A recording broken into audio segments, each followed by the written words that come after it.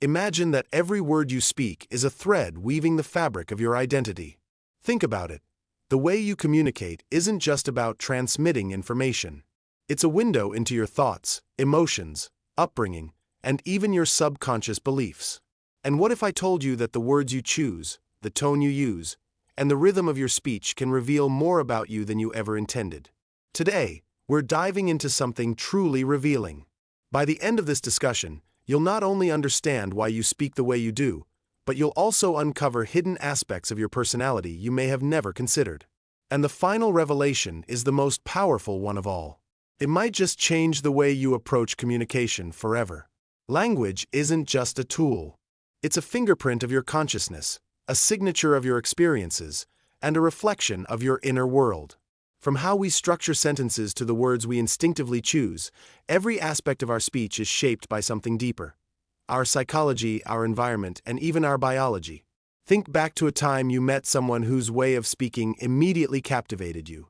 Perhaps their voice was calm and soothing, or maybe their words carried an authority that commanded respect. Now, contrast that with someone whose speech seemed scattered, uncertain, or hesitant. What was the difference? Was it just the choice of words, or was there something more behind it? The truth is, the way we speak isn't random. It's influenced by countless factors: our upbringing, social circles, cultural background, and even the way our brains process information. Psychology has long studied the connection between language and identity. Sigmund Freud, for example, believed that our speech patterns often reveal subconscious desires and inner conflicts. Modern research in linguistics has shown that our vocabulary and speaking style can indicate everything from our confidence levels to our emotional state. Consider this. Studies have shown that people who frequently use filler words, such as and like, aren't necessarily uncertain about what they're saying. In some cases, these words act as cognitive placeholders, giving the speaker time to process information. However, excessive use of these fillers can also signal nervousness or insecurity. On the other hand, individuals who speak with deliberate pauses and a controlled pace often come across as confident and authoritative. But what about the words themselves? Our word choice is perhaps one of the most revealing aspects of our speech. Research in psycholinguistics has uncovered fascinating insights into how word usage can reflect personality traits. For instance, people who frequently use first-person pronouns like I and me tend to be more introspective and self-aware. Those who favor collective terms like we and us often display stronger social connections and empathy. Then there's the matter of formality versus informality. Think about how your speech changes depending on who you're talking to. With a close friend, your tone is likely relaxed, filled with slang and colloquialisms. But when speaking to a boss or in a professional setting, your language probably becomes more structured, precise, and refined. This shift isn't accidental. It's an adaptive response shaped by social learning and learned behaviors. Now, let's take this even deeper. The way you speak can influence not only how others perceive you, but also how you perceive yourself. The psychological concept known as linguistic relativity suggests that language shapes thought. In other words, the words you habitually use can actually reinforce certain thought patterns and beliefs. If you frequently describe yourself using negative language, saying things like, "I'm terrible at this," or "I always mess things up," you might be programming your mind to accept these statements as truth. Conversely, if you make a conscious effort to use positive and empowering language, you can begin to cultivate a stronger, more resilient mindset. When was the last time you truly paid attention to the way you speak? Have you noticed certain patterns in your speech that might be revealing more about you than you intend? Take a second to reflect. Do you use words that emphasize confidence or hesitation? Do you speak clearly, or do your words sometimes get lost in uncertainty? As we continue, we'll explore even deeper layers of this fascinating topic. There are subtle elements in your speech that go beyond just words and tone, things that hint at your personality, social standing, and even your level of emotional intelligence. And trust me, the final insight will change the way you think about communication forever. Ready to learn more? Think about the last conversation you had. Were you fully aware of how you were speaking? Most people aren't. We tend to focus on what we say, not how we say it. But the truth is, The how often carries more weight than the what. Take tone, for example. Research in communication psychology has repeatedly shown that the tone of voice conveys more meaning than words alone. In fact, Albert Mehrabian, a renowned psychologist, famously suggested that only 7% of meaning comes from words, while 38% comes from tone of voice, and a staggering 55% comes from body language. This means that even if you choose your words carefully, if your tone doesn't align with your intention, your message might land very differently than you expect. Imagine someone saying, "I'm fine." Those two words seem simple enough, but now imagine them spoken in different tones. One warm and reassuring, another cold and distant, and a third sarcastic and dismissive. The words remain the same, but the meaning changes entirely based on the tone. This is why some people can effortlessly command attention, while others struggle to be taken seriously. The power isn't just in the message, but in its delivery. Now, let's dive even deeper. The rhythm and pace of your speech also play a significant role in how others perceive you. Have you ever noticed how confident speakers often slow down their speech, allowing each word to carry weight? This isn't accidental. When we're nervous, our instinct is often to speed up, as if rushing to get the words out before our thoughts escape us. But this can make us sound anxious or unsure. Conversely, a controlled, deliberate pace signals confidence, authority, and self-assuredness. There's a reason why some of the most influential leaders in history, like Martin Luther King Jr. or Barack Obama, are known for their measured, rhythmic speech patterns. Their words are carefully paced, their pauses intentional. This technique not only makes their message more powerful, but also gives listeners time to absorb and reflect on what's being said. But what about everyday conversations? How does pace affect our interactions? Research suggests that mirroring someone else's speech pattern, whether in speed, tone, or vocabulary, can actually foster a sense of connection and rapport. This phenomenon, known as linguistic mirroring, is often subconscious, with people naturally adjusting their speech to match those around them. It's a social survival mechanism, a way of creating familiarity and trust. Think about it. Have you ever noticed that after spending time with someone who has a distinct accent or manner of speaking, you start picking up some of their speech patterns?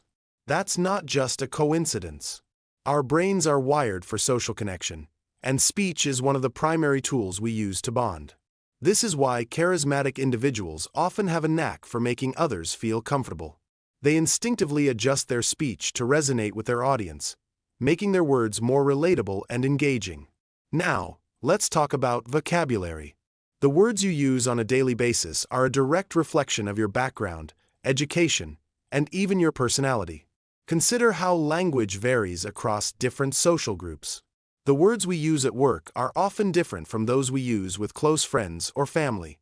This linguistic flexibility is known as code switching, and we all do it, whether we realize it or not. For example, someone might use formal, polished language in a professional setting, but when talking to childhood friends, they might switch to a more relaxed, slang-filled dialect. This ability to shift between linguistic styles isn't just about adaptation. It's about identity. Each version of our speech represents a different facet of who we are. But there's something even more fascinating: the connection between vocabulary and cognitive ability. Studies have shown that individuals with larger vocabularies tend to exhibit more nuanced thinking. The words we have available shape how we interpret the world. This idea is rooted in the Sapir-Whorf hypothesis, which suggests that language doesn't just express thought, it influences it. In other words, the more words we have to describe an experience, the more sophisticated our understanding of that experience becomes. Consider emotions. In English, we have a relatively limited set of words to describe feelings: happy, sad, angry, frustrated. But other languages have words that capture emotional states with incredible precision. For example, the Japanese word tsundoku refers to the act of acquiring books you never read. The Portuguese word saudade describes a deep, nostalgic longing for something that may never return. When a language has a word for an experience, it allows people to perceive that experience in a more tangible way. This means that expanding your vocabulary isn't just about sounding smarter. It's about broadening your understanding and reshaping the way you think. The words you use regularly shape your perception of reality. If you frequently use limiting language, phrases like "I can't," "It's impossible," or "I'm just not good at this." You may be reinforcing self-imposed limitations without even realizing it. Now, here's something to ponder. How often do you truly listen to the way you speak? Have you ever stopped mid-conversation and asked yourself, what is my speech revealing about me? Is it projecting confidence or uncertainty? Is it fostering connection or creating distance? As we move forward, we're going to explore something even more profound: the hidden influences of culture, upbringing, and social learning on how we communicate. And the final revelation is the most powerful one of all. It might make you rethink everything you thought you knew about communication. Ready to go deeper? Consider this. From the moment you were born, your voice and speech patterns have been shaped by the invisible forces around you: your family, your culture, your social environment, even the media you consume. Each of these elements has played a role in crafting the unique way you communicate. But how much of it is truly you, and how much is simply an echo of everything you've absorbed over the years? Let's start with upbringing. Research in sociolinguistics has shown that our earliest speech patterns are deeply ingrained by how our caregivers spoke to us as children. If you grew up in an environment where language was rich and expressive, chances are your own vocabulary and ability to articulate thoughts developed robustly. On the other hand, if you were surrounded by more restrictive communication, where direct expression was discouraged, you might have unconsciously adopted speech patterns that reflect hesitation or self-censorship. Think about how children mimic their parents' speech. Not just the words, but the tone, the rhythm, and even the emotional charge behind certain phrases. If a child frequently hears phrases like, "That's impossible," or "You always mess things up," they might carry those verbal patterns into adulthood, reinforcing limiting beliefs without realizing it. Conversely, a child raised with encouragement, hearing "You can figure it out," or "There's always a way," is likely to grow up speaking with greater optimism and confidence. But beyond family, there's another powerful force: culture. Language is deeply intertwined with culture, and different cultures have unique ways of structuring communication. In Western societies, for example, speech tends to be more direct and individualistic. People are encouraged to express their opinions openly, and confidence is often associated with assertiveness. Meanwhile, in many Eastern cultures, speech is often more indirect, emphasizing harmony and social context. Silence can be as meaningful as words, and what's left unsaid can be just as important as what is spoken. Think about it. When you speak, do you tend to be direct and get straight to the point, or do you soften your words, carefully navigating conversations to avoid conflict? These tendencies aren't just personal choices. They're cultural imprints, deeply ingrained through years of exposure to a particular way of interacting with the world. Even within the same country, speech patterns vary widely based on region, social class, and community. Someone who grew up in an academic environment, constantly surrounded by intellectual discourse, will likely express themselves very differently from someone raised in a working-class neighborhood where speech is more direct, fast-paced, and pragmatic. Neither style is inherently better, but both reveal something profound about a person's background and experiences. And then there's the influence of social learning. Society has subtle yet powerful expectations about how we should speak based on factors like gender, status, and profession. For example, studies have shown that, on average, women tend to use more hedging language, like "I think," or "maybe we should try," while men are more likely to use declarative statements. This isn't necessarily a biological difference, but rather a reflection of cultural norms that have historically encouraged different communication styles for different genders. Consider also how people adjust their speech based on who they're talking to. A politician speaks differently to the public than they do to close friends. A doctor uses medical jargon when speaking to colleagues but simplifies their language when explaining something to a patient. This ability to code switch, to shift between different speech styles, is a sign of social intelligence, but it also raises an important question. Amidst all these shifts and adaptations, is there an authentic voice? Now, let's step into the world of modern technology and its impact on language. In today's digital age, the way we communicate is evolving at an unprecedented pace. Social media, text messaging, and voice-to-text technologies have changed not only what we say but how we say it. Have you noticed how different writing a text message feels compared to speaking in person? Shorter sentences, emojis replacing tone, abbreviations standing in for entire thoughts. These digital habits are shaping our offline speech, subtly altering our natural speaking rhythms and conversational expectations. Consider this. Young people today are growing up in a world where communication is increasingly asynchronous, meaning conversations happen in delayed, fragmented exchanges rather than real-time flow. This shift impacts attention spans, patience in conversation, and even how we process spoken language. Have you felt your ability to stay engaged in a long conversation diminish in recent years? It's not a coincidence. It's a byproduct of a world where instant responses and quick soundbites have become the norm. But despite all these external influences, one thing remains constant. Your voice is still yours. While it has been shaped by culture, family, society, and technology, there's an underlying authenticity that belongs uniquely to you. And this brings us to the most powerful revelation of all. The way you choose to use your voice can actively shape your future. Imagine that the way you speak could determine your success in life. That the words you use, the confidence in your tone, and the structure of your thoughts could open or close doors. There's a reason why some people can walk into a room and command attention with just a few words, while others struggle to make an impact no matter how much they talk. It's not just about vocabulary or intelligence. It's about intention. When you become conscious of how you speak, you gain the power to change it, to shift from speaking out of habit to speaking with purpose.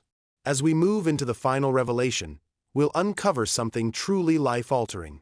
You'll see how making small, conscious adjustments to the way you speak can reshape not only how others perceive you but how you perceive yourself.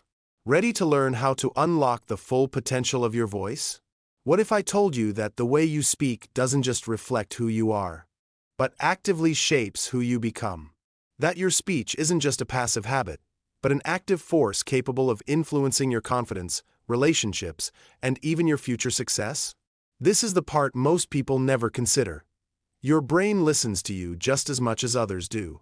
The words you choose, the tone you adopt, and the way you frame your thoughts all feed back into your self-perception. If you constantly speak in ways that diminish your abilities, saying things like, "I'm bad at this," or "I'm not sure I can handle it," your subconscious mind begins to internalize these statements as truth. Over time, these verbal habits sculpt your self-image, reinforcing a version of yourself that aligns with your words. But the reverse is also true. When you consciously choose language that is empowering, decisive, and confident, you begin to embody the version of yourself those words represent. This isn't just self-help rhetoric. It's backed by psychology. Self-perception theory, developed by psychologist Daryl Baim, suggests that people infer their identities from their own behavior.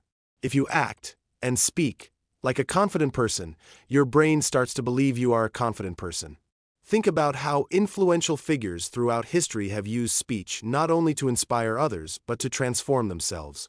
Leaders, entrepreneurs, and visionaries understand that the way they communicate shapes how they are perceived, and that perception, in turn, shapes their reality. So, how can you take control of this powerful tool? One of the most effective methods is through conscious speech adjustment, actively refining your language patterns to align with the mindset you want to cultivate. Here are 3 key shifts that can make a profound difference in how you speak, and consequently, how you live. First, replace hesitant language with assertive language. Pay attention to how often you use qualifiers like "I think," "maybe," "sort of," or "I'm not sure but." While these phrases have their place, overusing them can make you sound uncertain, even when you know exactly what you're talking about. Try replacing them with direct statements. Instead of "I think this could work," say "this will work."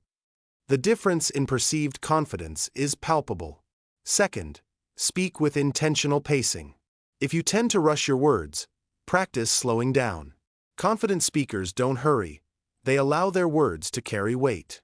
Pausing strategically not only gives you time to think, but also signals to others that you are thoughtful and in control.